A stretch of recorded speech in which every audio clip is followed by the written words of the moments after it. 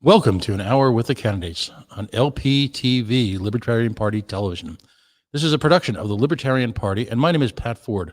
I currently serve as the chair of the Libertarian Party as the alternate for Region 8 of the Libertarian National Committee. There are a few purposes underlying this show. Giving the Libertarian community an opportunity to meet wonderful, in this case, two wonderful down-ballot candidates, challenging them to incorporate what I like to call lunch pail, economic, and a variety of voter issues into a libertarian perspective. And equally important, the opportunity for members of the party from around the nation to meet candidates who might be from other jurisdictions, other affiliates, other regions of the country, people they may never have had an opportunity to meet. What we hope to accomplish here is nothing less than bring the Libertarian Party closer together so that we understand the problems, the issues, the challenges facing candidates from around the country. We give you an opportunity to invest in them if you so choose. And we also give folks an understanding of how they can raise their game, getting tips and ideas from both these candidates and also in chats after the show. The format's very simple. We're about to bring folks on. We'll have a brief conversation between the two candidates. I'll introduce them. We'll spend about a half hour, 25 minutes or so with each one. At the end, we'll bring everybody back together and just kind of go over, review what we've discussed. So join us, I think, for a great evening of conversation, ideas, issues, challenges, in arguably one of the most challenging and difficult election periods that we're ever going to reach here in the United States. Joining me tonight are two Libertarian candidates. The first, of course, is Elliot Scheirman. He's running for the United States Congress in Texas District 2. He can be reached at facebook.com/Scheirman for Congress. He's on the Twitter and ScheirmansForCongress.com. Also joining me is Jill Galvan, and she's running as a representative in the Minnesota State House in District 18A. She's on the Facebook at Jill Galvan for District 18A. She's on Twitter at Libertarian Jill, and of course, JillGalvan.org. Folks, welcome to an hour with the candidates. Hi, Pat. Thanks for having me. All right. I guess we got Elliot up first. We'll bring Jill on in a little bit. But first of all, Elliot, give us a little bit of a snapshot, first of all, of your motivation for running for Congress. What and as I always like to ask, what was, and folks who have listened to me, they know this one's coming. What was your libertarian moment? At what moment in your life did you have that hallelujah moment, that light bulb go over your head? Okay, I'll start with your first question. I initially decided to run as a libertarian for Congress because when I filed, I saw that there was not an option that had registered yet, and I wanted to give voters a choice if they prefer liberty. So I went ahead and filed kind of with the intention of just being an option on the ballot. But as soon as I got that notarized form submitted to the Secretary of State in Texas, I really just felt an overwhelming responsibility to take it seriously and to run the best campaign that I can. I'd say my libertarian moment happened during probably the 2008 presidential election. I was pretty burned out on a lot of the war and civil rights violations that had been going on, but I knew that I cared about issues like fiscal responsibility as well. So the looking around the alternatives neither appealed to me. So that was probably the first time I kind of stuck my toe into libertarianism. Your background in terms of education, what type of work do you do when you're not working around the clock as a candidate? Sure. I've got actually 2 degrees from the University of Houston Bauer College of Business, my undergrad in business management with a focus in European studies, and my MBA I received in supply chain management with a focus in energy value chain management. So what I kind of bring to the table professionally is kind of a lot of ability to take a look at how things are and figure out ways to make them operate more efficiently. Supply chain management, that might be an issue that resonates these days. I have a feeling just a few short weeks ago, I don't know if you asked someone what supply chain management meant, I don't know if they'd ever even heard that term. We all live and die literally by that term right now. And of course, we try to give folks a sense of your district. What type of environment is it? Is it overwhelmingly commercial? Is it residential? Is it urban as well as potentially agrarian? Give us a snapshot of where you live. Sure. Well, District 2 is one of the most gerrymandered districts in the entire country. As you can Oh my see, God. it kind of looks like a hook around the city of Houston, operating a lot through the suburbs of the Northeast and West, and then kind of going all the way down almost to NRG Stadium where the Texans play. So it is diverse, vast, and just not really one consistent type of demographic in terms of residential or commercial or industrial. But there are a lot of suburbs in that area. So issues like gun rights are really important to a lot of those constituents. I mean, I'm looking at that district, and there's that tiny little hook down in the lower left where it looks like it's about a block wide. If that block floods, does it cut everybody off from each other? My God. And is there any historical perspective on that? How did you end up with what is clearly a nightmarish Rorschach test as a district? Well, it's not the only congressional district in Houston that looks like that. They're all kind of spiraled around each other, just in whatever ways the duopoly decided to slice things up. Wow, that's outstanding. So if you were to pick a principal issue, and for the purpose of the next few weeks in the show, we're talking largely pre-COVID-19. We'll get into towards the end a little bit about the issues there, particularly since you're running it for the federal office. But what was obsessing, if you will, the voters in your district? So pre-COVID, well, there's kind of a lot of issues that impact Houstonians and Texans in general.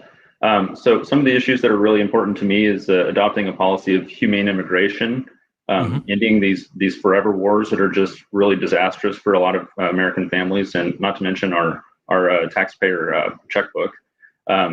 Focusing more on free trade as a way to build relations and alliances with other nations and people.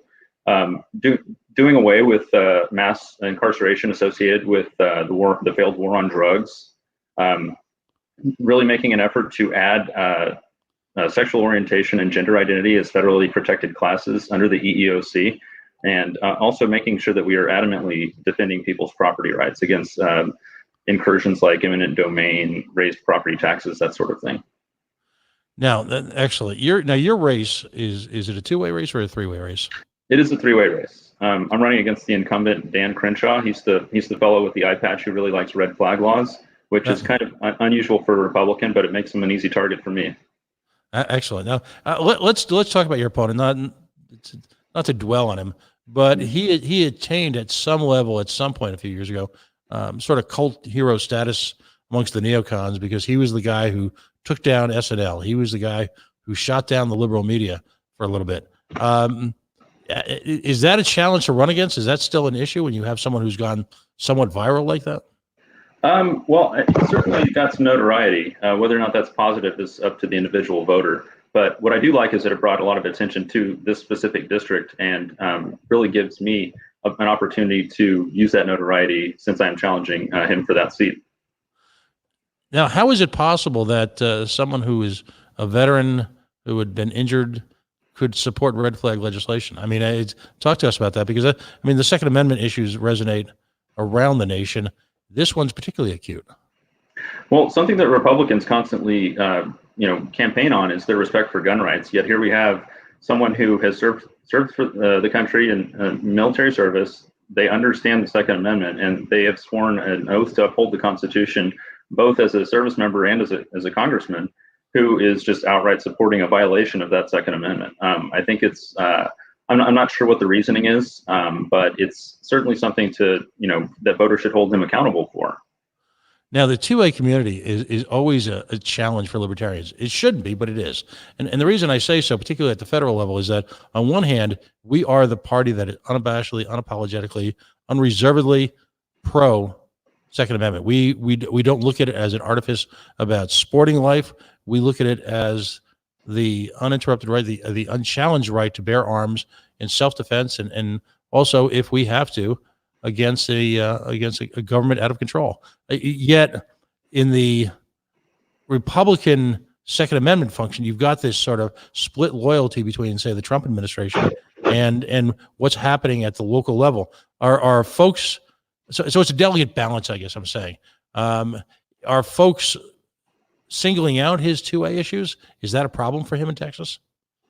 I certainly think so. It's definitely an opportunity for me to attract support across the political spectrum. I think that my platform has a lot to offer both people traditionally from the right and the left, and that between that and respect for property rights is really a spot that I believe I'm better than him on to people who traditionally vote Republican. Yeah, you are more Texan than most Texans I've met. That's astonishing. Now you've got other challenges too, and let's kind of wind our way into the COVID-19 era. You've had now an historic collapse in the oil market. Now, as libertarians, when we look to the events of the last week or so, where an American president sat down with OPEC and the Soviet Union and negotiated essentially an agreement of principle to cut production and thus raise the price of oil, that flies in the face of literally just about everything libertarian possible. I mean, we believe in free markets. We don't believe in government intervention. It's just a terrible idea. And on a practical level, I don't even know it's going to yield many results. But at the same time, and this is challenging for all libertarian candidates, employment is very, very personal, as we all know. And in that district, in your neck of the woods, employment in the oil and gas industry is always sort of evoked this sort of boom and bust mechanism. Is that an issue then that you tend to stay away from right now in terms of government intervention, or how do you manage that dichotomy? Well, it's interesting that you bring that up. That industry is near and dear to my heart because I've been working in it for about 12 years now at this point. And obviously, it's impossible for one to spend their time being an activist if they have, if their income is challenged. So, my general focus as part of my campaign is to work on eliminating areas where the government is harming people. We can have philosophical discussions about, what sort of intervention policies when you have trade negotiations like that going down, and what type of impact they have. But at the end of the day, I'm not going to be the philosopher who's fighting against a net good. I'm going to focus on areas where the government is actively harming people, because that's my priority, is ending that. Now, you've managed, much to your credit, to obtain endorsements. Tell us about, and for folks listening, give them sort of a roadmap as to how you've gained stature in the community in general, so that folks in and outside of the libertarian movement might be willing to consider an endorsement. And I think they're equally challenged and interested in the process of getting endorsements. Yeah, well, this is my first campaign that I've ever run, so there's kind of a learning curve to that. But I very quickly realized that if you want to get some notoriety or some buzz around you, that you need to reach out to different communities that do offer endorsements. One that I was able to attain was the Houston GLBT Political Caucus, which is the oldest political caucus in Texas, focused on advancing awareness and equal rights for the gay, lesbian, transgender, and bisexual community. And I was actually the sole libertarian who did receive their endorsement during that session. Folks, if you're just joining Elliot Scheirman, he's running for the United States Congress in Texas District 2. Roughly, it hooks an entire turnaround, if you will, the greater Houston metropolitan area. He's sort of sharing with us some ideas and some of the issues he's running into as a candidate. Clearly now you've got this historic, I'll call it a crisis. I'll call it right now, the executive branch of the federal, as well as the congressional branch, the legislative branch, is literally going toe-to-toe with individual state governors in order to work out some type of arrangement, a power sharing, some effective management on how to work out of this crisis. I'd like to point out to folks in the regular world that while as libertarians we don't believe the government had anything to do to cause this, clearly anti-free market regulations, whether it be everything from certificate of needs to licensing to the FDA's approval process, all of that contributed to the exacerbation of this issue and seemingly bumbling attempt to mitigate. What do you believe is the proper role of the federal government in terms of working with states? And you talk about harm reduction. That's a very important, a very weighted term in today's society. What do you see as the first steps that the federal government has to do right now in order to literally save lives and get this thing under control? That's a really good question, and it's something that I don't really think that anyone has the correct answer to. I can offer my opinion, which is that the federal government should really respect the clear delineation of powers between itself and the states, as well as ensuring that both levels of government respect the importance of individual rights and liberty. It's my belief that people should be as responsible as they can and take precautions, whether it's with masks, hand sanitizer, washing your hands a lot, keeping a social safe distance, not gathering in large crowds. But I think that that should be something that people are responsible for personally. So getting the government out of the way with maybe some sort, with these undue restrictions on the economy right now, that's going to end up harming a lot more people than just the virus does, is good. But at the other hand, on the other hand, liberty comes with responsibility. So people should be taking all available efforts to keep themselves safe and healthy, and make sure that they don't spread infection, to others and harm them. Because at the end of the day, we don't want the government to harm people, but we also don't want people to harm each other. Now, Texas, because of geography, because of the industrial base there, the economic base, occupies some rather significant issues at the state level that are, if you will, controlled or somewhat controlled at the federal level. The war on drugs and immigration are two issues that merge into one, in a sense, when you're a border state like Texas. What your thoughts on the war on drugs, and of course how that's impacted immigration, and your thoughts on how the federal government has handled the whole refugee situation coming out of Mexico? Sure. Well, that's certainly another area where there's a lot of harm being done by the government. We've got mass incarceration that goes back to the beginning of the war on drugs in the late 70s and 80s. We've got prisons. We've got the highest incarceration rate in the world based on our population. We what we really need to do is think about solutions that can appeal to not just libertarians, not just Democrats, not just Republicans or independents, but everyone. Like, what can we do that is an actual solution? I think the answer to that is decriminalizing things like drug consumption. I think that people should be able to choose what they put in their own bodies. I think that addiction should be treated like a medical issue, not a criminal one. And I think that if we allow people who want to come here to give their shot at the American dream, that we should let them sign up as guest workers and decide whether or not they want to actually naturalize. I'm not sure if a lot of our viewers are familiar with this, but the federal government actually does not have any jurisdiction over immigration. Their powers granted to them are over naturalization. So the difference between those two is going to be the difference between moving somewhere and becoming an actual citizen. So I think that the federal government has drastically overstepped its bounds by inserting itself in the immigration process in the first place. Now, in terms of the war on drugs, it's clear at this point to even the casual observer that our seemingly unending appetite for narcotics that's essentially been offshored down to Middle and Central America as well as Latin America has produced this endless wave of refugees. Dan Fishman, the executive director of the Libertarian Party, and I, Dan's behind the scenes tonight working as a producer, had the opportunity with Tom Mann to travel down to Mexico and to see firsthand the situation on the New Mexican border.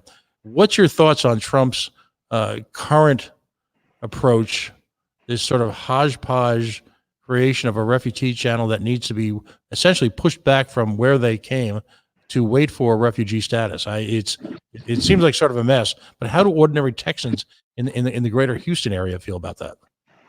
Well, there's a lot of conflicting opinions on that. Some people don't understand that, that refugees are literally legal immigrants, and they just treat them as people who hop the border and are breaking the law. And if you're a refugee, if you are, seeking refuge in the United States, that's a legal way to immigrate, or at least remain here in the meantime while things, get sorted out back home. I think that our drug prohibition policies actually impact a lot of Latin America negatively by encouraging black markets and the criminal associations that go along with that to thrive. And if we opened up, trade for certain drugs with Latin America, they would benefit economically, and just the incentive for the kind of crime and suffering that occurs would just go away because everyone's benefiting. At the same time, they're essentially creating a diplomatic nightmare, particularly in the age of COVID, by forcing these refugees, or attempting to force them, to return to states where they, in fact, will probably die. or be subject to some of the harshest criminal penalties imaginable. Do we do ourselves any favor in terms of working with our neighbors in Central and Latin America if we interfere in their political system like this? I think it's pretty obvious that you would know that I think that interference is probably about the worst idea that our government can be doing. If people are coming here seeking help, we should absolutely make that available to them, especially if there are local organizations and charities that want to step up and help out these refugees. I know a lot of people work with their churches and faith groups to actively provide shelter and food, and maybe getting a step up, in order to get their lives back on track for people who are leaving these terrible situations back home. Now, in a related area in criminal justice, Texas has essentially become the poster child for the death penalty, fairly or unfairly. Recently, Attorney General Barr sought to restore active executions on a federal level.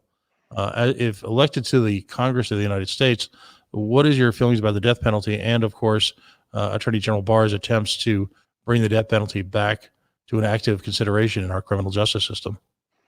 Yeah, that's a topic that is so overwhelmingly debunked in terms of the support for it that it's difficult to see why people still support it, other than largely emotional reasons. There have been several cases of people exonerated posthumously who were executed by the state, who it turns out after DNA evidence was applied that were just innocent and wrongfully executed. That you can make the wrongful execution argument. You can also make the cost argument. The cost of appeals and representation in order for a state to actually execute someone vastly exceeds the cost of keeping someone in prison for life if they've been convicted of a crime that warrants that. So between the cost argument, the wrongful execution argument, and then you also have the moral argument. You have a state whose laws say don't kill people, who is turning around and killing people. So what kind of example does that set if our government operates by a separate set of rules than the people do? Absolutely. And again, what's interesting about our conversation now, we're talking about really for the first time in the first few weeks of the show about federal issues, because you are running for federal office. Yet again, these are issues that impact everyday Texans. Now, tariffs and trade wars and trade embargoes and all the like, again, as we said in my generation, instant karma is going to get you. Right now, it's anecdotally, we're hearing tales of life-saving equipment being held up in China because of tariff and export considerations. As a libertarian, you're facing a challenge because of the federal support of $2 trillion worth of spending, conflicted with the federal interference in trade. But add on the mix, the heady mix now that the federal government is injecting additional cash payments into the unemployment systems in a variety of states. So you've got this awful set of contradictions. Yet again, this impacts every single Texans household. Your thoughts, if you will, on trade, and then if you can kind of morph right into both the response to COVID as well as these hideous deficits that we've been running. Certainly. When it comes to the tariff situation, I can't tell whether that frustrates me more from a supply chain management perspective or from a libertarian perspective. Mm-hmm. The fact that the government's interfering with free trade in general should outrage every American. We should be able to trade with whoever we want, as long as everyone involved is, not harming one another. So that in itself is aggravating. Not to mention that the tariffs themselves completely cancel out any of the tax savings that the president's plans put in place. So Americans are literally paying these tariffs that were imposed at a net loss to American citizens. So that in itself just defeats the entire argument of it if the idea is protectionism. So from the perspective of the CARES Act and the bailout checks, for one, I wish there was an opportunity to opt out for people who don't necessarily need them and don't want to see the tax hit on next year's return. There's also the situation where this is all getting added to the federal debt. This money is being printed out of thin air and is devaluing our currency, which harms people who save money, who are, who don't want to see the, the negative effects of inflation affect their daily lives. And think about it, every time you go to the grocery store, that gallon of milk is just going to keep, price is just going to keep going up and up and up, and to a certain point where it becomes a luxury item. So really what we need to do is rein in this overspending so that our currency doesn't get devalued to nothing. And we need to, make positive use of that, since I know for a lot of people, they're dedicating those resources, if they haven't been impacted yet and don't want the burden of it, to local charitable causes. So I definitely encourage people who are have the good fortune to do so to make something positive out of that, at least. Elliot, for just one last quick question, you're running against a Republican. You've got the opportunity, if you so choose, to tie him inexorably to Donald Trump, and again highlight some of these lunch pail issues. Is that a decision you've chosen to make? Is that something you're considering? And how do the actual individual issues, as they reflect on Texans, weigh in on that decision? Well, the incumbent does in many ways support the president, and there are a lot of good people in this district and state and country who support both. I'm not here to tell them that they're evil bad guys. I just think that I have better ideas for how to actually provide actual solutions that are going to impact this country, both short term and long term. Excellent. Elliot, give us a handle on where folks can reach you, where folks can follow you on social media, and of course, if they so choose, and we hope they do, even with today's challenging circumstances, if they choose to support you financially.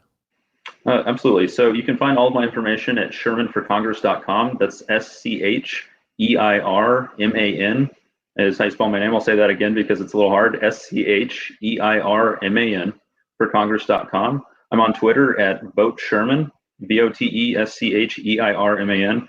And you can also follow my Facebook page at, if you just search Scheirman for Congress, you should be able to find it there.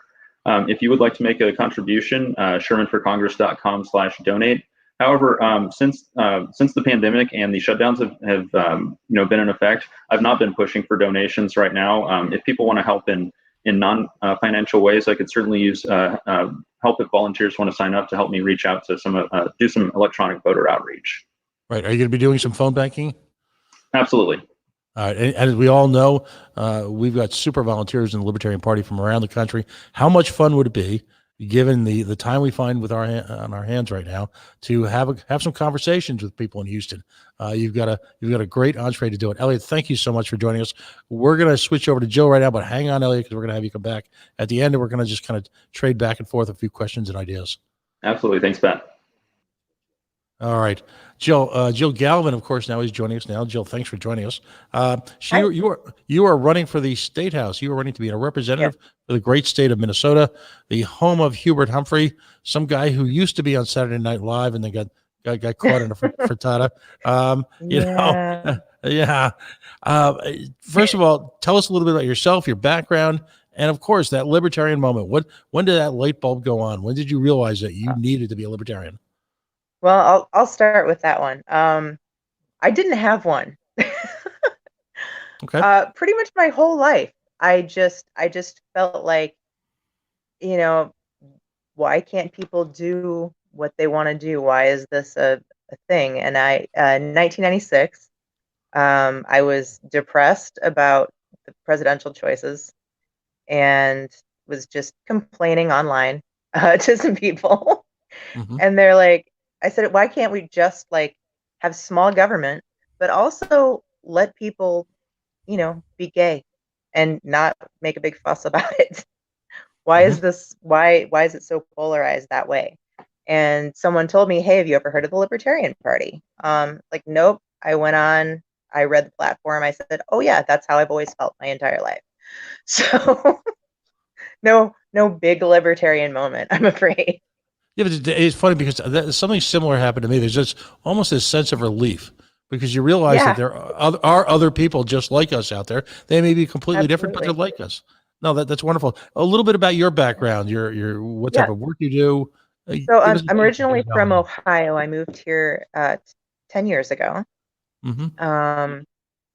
I initially thought I wanted to be an English teacher and went to college for that. And then I ended up in retail in my spare time, and just stayed there. I worked my way up through Walmart to management to project management.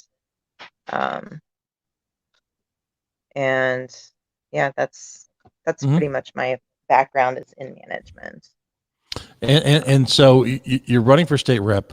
First of all, why the state house? What drives you? That is it the collaborative process and legislation? What really attracted you to running as a state rep? Initially, it was to have another choice on the ballot, and to be honest, because it's not as difficult to run for state office in the state as it is to run for a higher office. Really?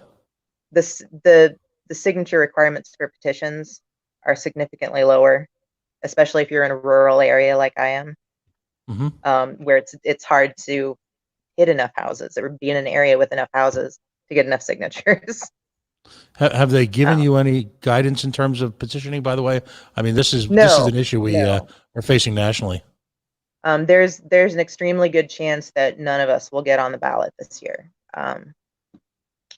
We don't have another option right now. We're trying to push for electronic signatures. That's going to be probably an even bigger hurdle because we only have 2 weeks to get the signatures. Right. And we don't even know who we're running against until the filing period is done. So like right now, I couldn't tell you if I'm in a 2-way race or a 4-way race. Last year I was in last term, 2 years ago, I was in a 4-way race. Didn't even realize that was going to happen until we all filed. Wow.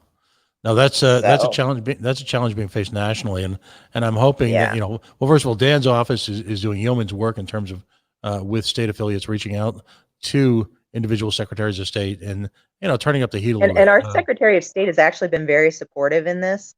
It's everyone else that won't allow it to go forward to give us some relief on this. No, and that's similar to what I'm in Rhode Island. Our Secretary of State's been very aggressive about that. Now, tell us again, give us a picture, paint a portrait, if you will, of your legislative district. It's fortunately Minnesota is one of the less gerrymandered states. Right. But it's a lot of very small towns. The town I live in has between 400 and 500 people. A lot of the towns in this district have less than that. Our county seat has 5,000 people, and our county, Meeker County, is makes up the bulk of the district, and then we have little pieces of other counties. Half of one larger town of 15,000 people. Hey now, the Paris, Minnesota. That's there are a lot of farms. Most people work in production in this district. They work either inside the district or directly outside in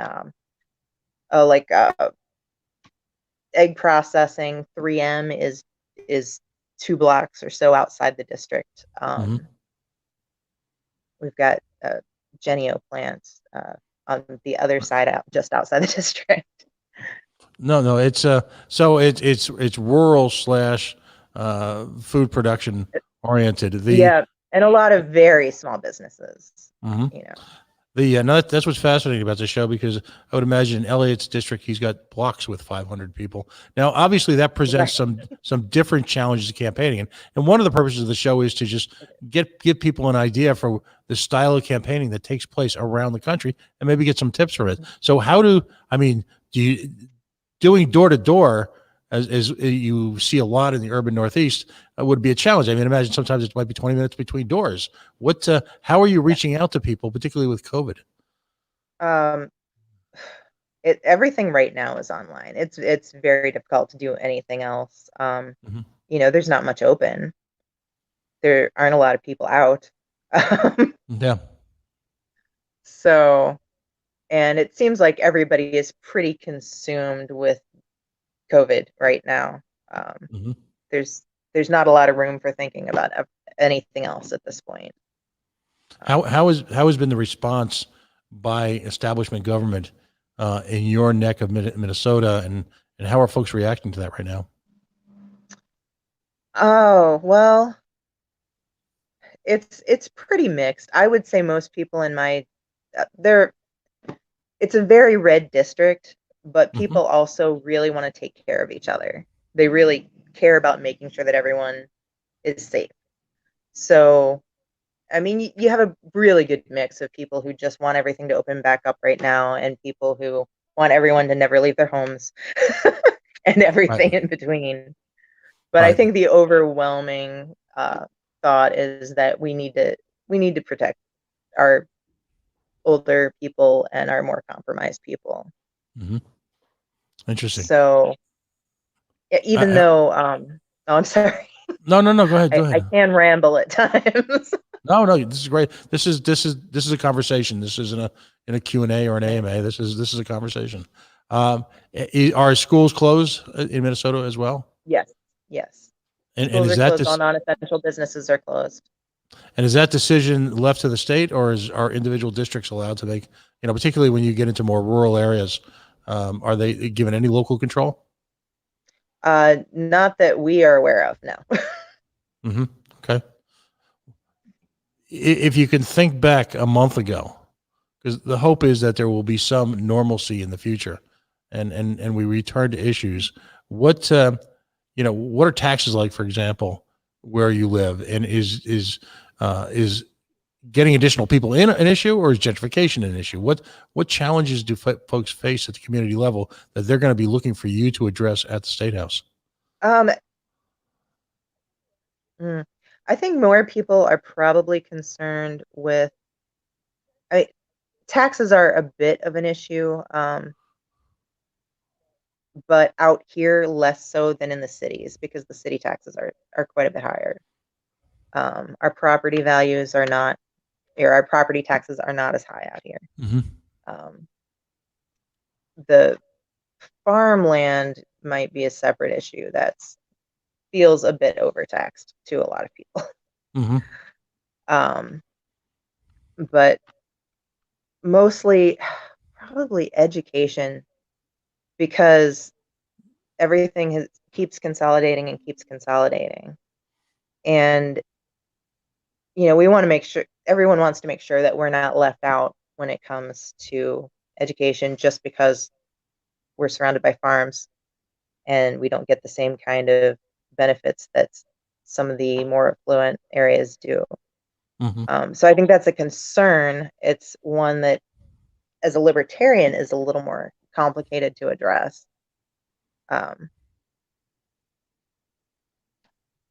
Sorry, I lost my train of thought. No, no, it's good. Now, does the Um, state? And I'll put a challenge up here because yeah. we're going to get into the weeds a little bit here. But Okay. Fantastic. when you talk about the difference between rural education and urban core education, they're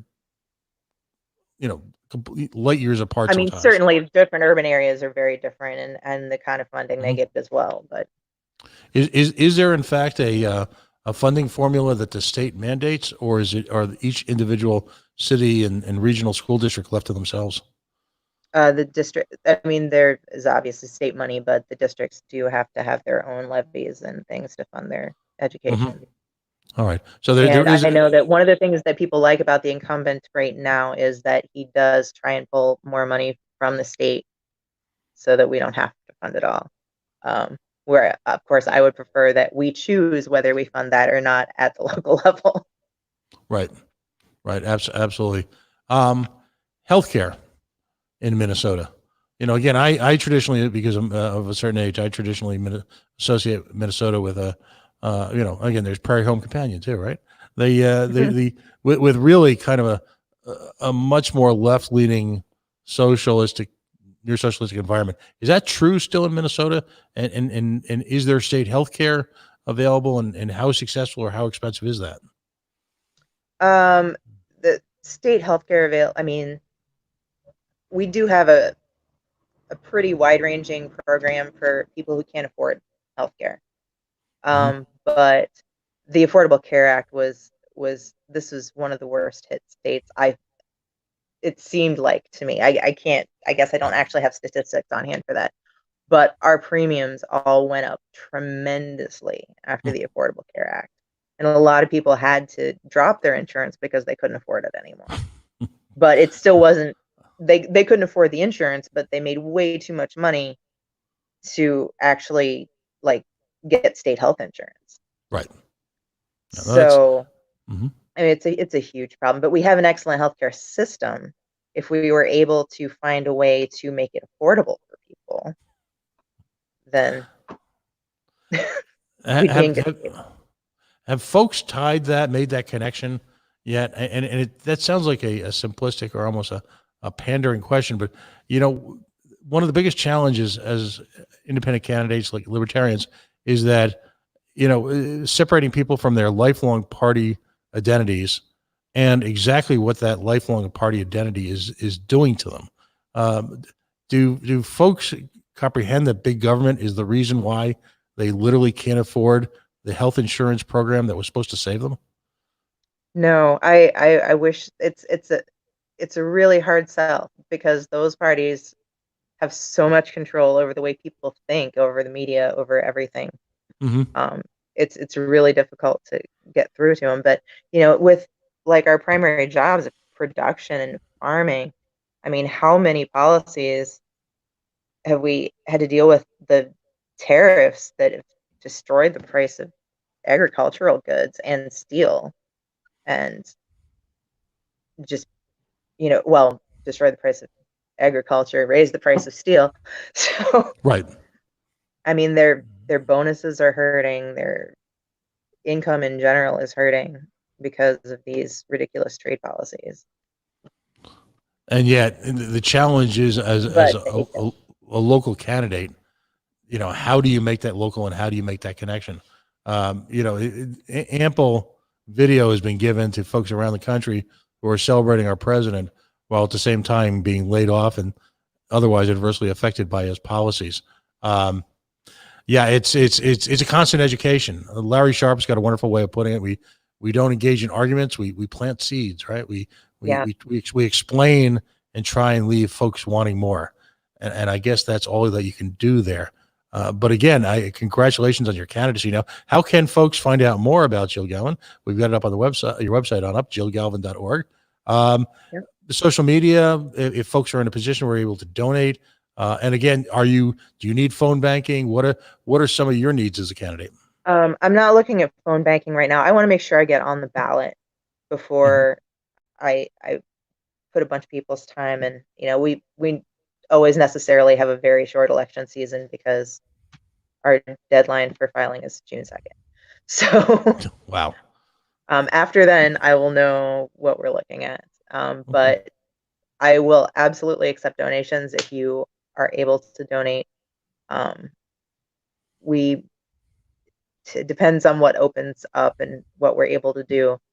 But I may need help with getting petition signatures in some way, and money never hurts in that aspect. No, absolutely. How many signatures do you need?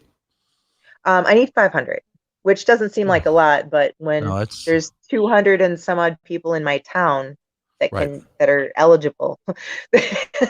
No, that's a challenge. We hit a lot of farmhouses. We pounded pavement hard for 2 solid weeks. The only amount of time we had last time. So no, and folks need to understand that you actually don't need 500 signatures. You may need 600 or 700, based on verification challenges.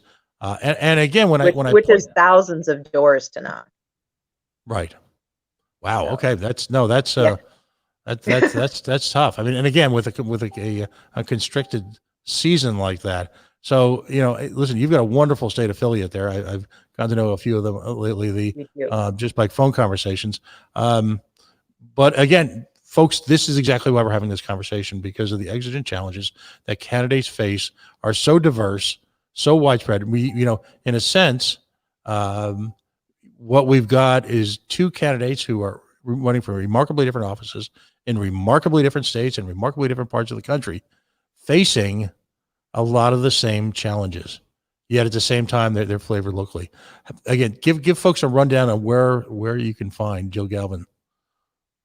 Jillgalvan.org. You can donate there. on Jill Galvan. If you do at Jill Galvan for MN, that would take you right to my Facebook, or just type in Jill Galvan. There's only a couple of us out there. And my Twitter is at Libertarian Jill. Libertarian Jill. Excellent. Well, again, we're so proud of your efforts, and congratulations again on just simply engaging. I mean, in times like this, it may seem like such an insurmountable challenge, but understand that there's an entire nation, there's millions of us who admire you for what you're doing. And well, and I've tried on my Facebook to basically turn that into a community board. I search all the city pages and put, job notices for people who are looking for work right now, and who's doing carry out orders for food and what restaurants have closed, because there's no real central for the entire area. So I've tried to make that something that I can do for people in this time, because there really hasn't been a lot of communication from our representative right now. Well, let's bring Elliot in, because that raises an excellent point and a question that I'd like to put to both of you. We all know the challenges of being a Libertarian candidate for office. How important, let me see if I can phrase this properly, how important, because Jill just raised a wonderful point, is it for you to essentially represent and work as, and in a sense, take a shadow role as the very office that you're seeking? Now, in Jill's case, she's coming up with ideas for how to bring the community together in difficult times. That's leadership. In Elliot's case, he's looking at issues that are really seemingly insurmountable when you're dealing with the duopoly in terms of immigration issues, because he's at the federal level. But both of you are essentially becoming that which you seek to be elected to. How important is that? Elliot, why don't you go first? Well, I think it's extremely important to set a good example when you're talking about policy that affects millions of people's lives. Especially for me at a federal, congressional representative position. So coming up with solutions, I think, is what people want to hear. It's really easy to badmouth candidates and existing problems, but I feel like if you have a message where you're presenting real, tangible solutions for how we can improve things, how we can have a government that harms people less, and how we can make things better in terms of people's consent being respected. I think that's really the key. I think that's going to reach across partisan lines. I've got people who reach out to me who say, I've never even heard of the Libertarian Party or never considered supporting them, but you've got my vote. And that every time that happens, I feel like, it really makes me feel like what I'm doing is worthwhile. So, Jill, I mean, being overwhelmingly positive in difficult times sets a tone for people, and clearly draws a distinction. And I think Elliot can vouch for this. Clearly does a distinction for you versus the constant polarization that takes place in normal everyday politics. How have folks reacted to someone who's just interested in bringing a community together? Have you gotten a lot of positive feedback from that? Yeah, I have. I have been for some time. When that translates to votes, it's even better. Be the office you want to be. Yeah, I try to be positive about things. I try not to drag a lot of garbage out for everyone to look at. It's not necessary. We need to work together, especially right now. We're all we have. No, absolutely. And providing solutions ultimately will, in a highly positive manner, distinguish you from your competitors. Well, first of all, I want to thank all of you for joining us tonight. Again, this has been a wonderful experience for me. I learn every single week I do this. I hope folks are listening do. Do you have anything in closing that you'd like to offer maybe as a suggestion or to each other in terms of ways to advance both of your causes? Jill, why don't you go first? Oh, thanks. I'm blank. I don't know. I do think positivity is a good quality to have, especially when you're dealing with people that you don't know. If you can keep it upbeat, if you can give people hope, at least that's how I prefer to go about it, as opposed to scaring the crap out of everyone instead. Yeah, they certainly have enough of that. Elliot, Yeah. what are your thoughts on in closing?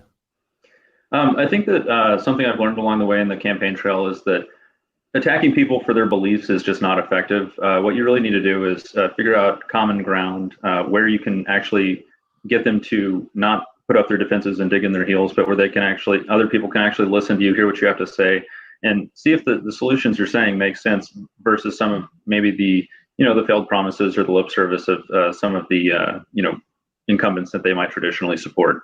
So really just in closing, keep it positive and keep an open mind so that you can help communicate to people, because we don't want to just talk to our libertarian bubble. We want to grow the movement, and that's get to a critical mass where voters start to realize we are a viable alternative to some of the to some of the disappointing results of voting for the other parties.